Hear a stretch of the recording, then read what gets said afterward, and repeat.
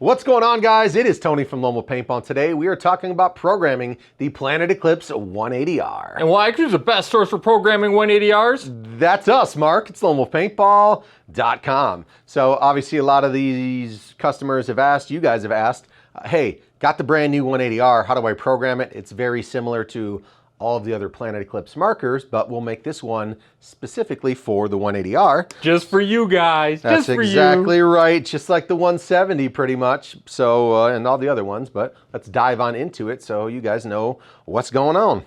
All right, Mark, I'm going to turn this screen on. I'm going to get my big old hand out of the way. You let me know if you can see it. I can see it.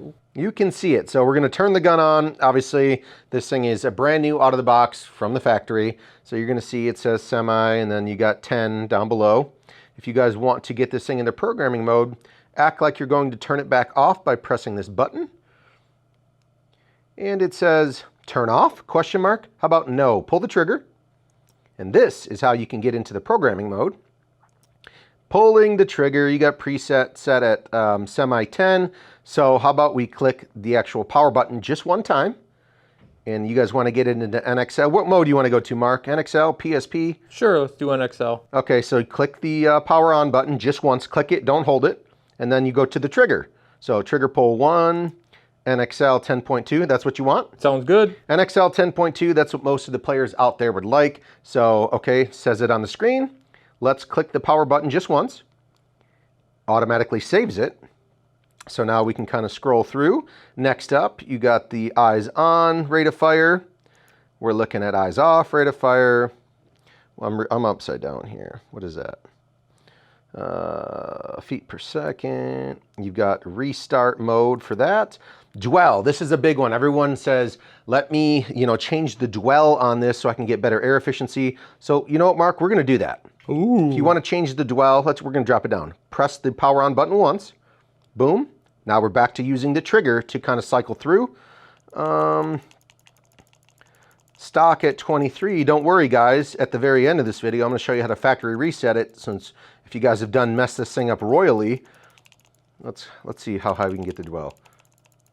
It should loop at some point, shouldn't That's exactly. It should loop at, there it goes. It looped right around 30. Now we're at 15. Like I said, a lot of players out there want to lower the dwell because they think, the shorter amount of time the solenoid opens and closes, I can get more shots out of an air fill on my tank. But sometimes if you go too low, that is not the case and your gun won't cycle properly. So let's just say, Mark, say I wanted to bring it to 18 for some dumb reason, right? Sure. Hit the power button one more time.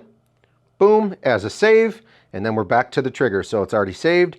Click the trigger, and then we're on to debounce, game timer, auto on and off, so that's like a timer for the screen to shut off.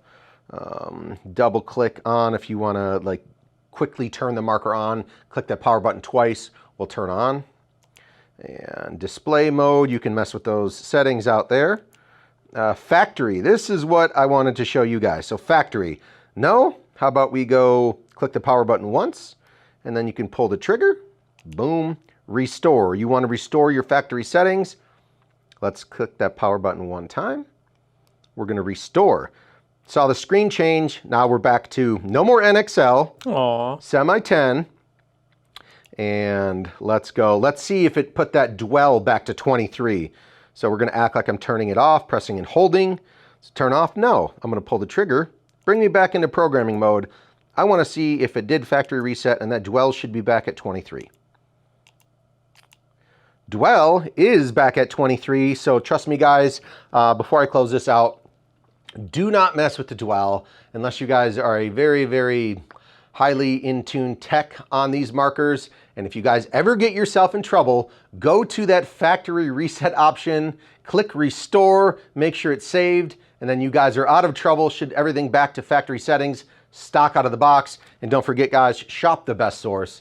It is lonewolfpaintball.com. I'm curious for a second. Yeah. That semi 10, is that semi 10 balls? 10 balls per second. Wait, but I thought most of the tournaments were 5 balls a second with an electronic marker and semi. That's just how PE wants it, Mark. Man, PE, why are you trying to get me in trouble? Just like they don't have a full auto mode on their guns because they don't believe in it. Okay, bye. Take it easy.